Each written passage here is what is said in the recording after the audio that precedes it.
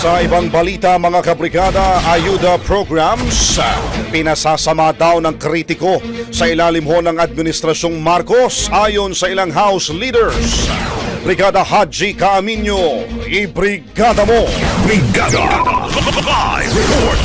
Nilinaw ng ilang miyembro ng Young Guns sa Kamara na matagal nang umiiral ang social welfare programs ng gobyerno, ngunit pinaganda lamang ni Pangulong Bongbong Marcos. Ayon kay Manila 1st District Representative Ernix Junicio, nakalulungkot na binabatikos ito sa ilalim ng kasalukuyang administrasyon at tila nadedemonize o pinasasama. Ipinagtataka ni Junicio kung bakit ngayon lang pinupuna ang mga ayuda program, gayong pareho ang ipinatutupad sa mga nakalipas na administrasyon. Maaari anyang makatulong ito sa iba't ibang paraan gaya ng pagsuporta sa maliliit na negosyo.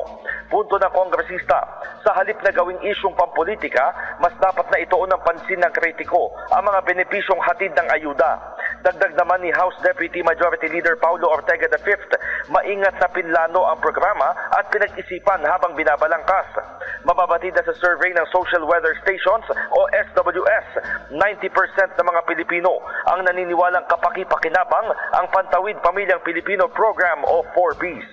In the heart of changing lives, ito si Brigada Haji Caaminyo ng 105.1 Brigada News FM Manila, the Music and News Authority. Ang bahaging ito ay hatid sa atin ng Maxan Mangosteen Santon Coffee. Max Healthy, Max Sarap.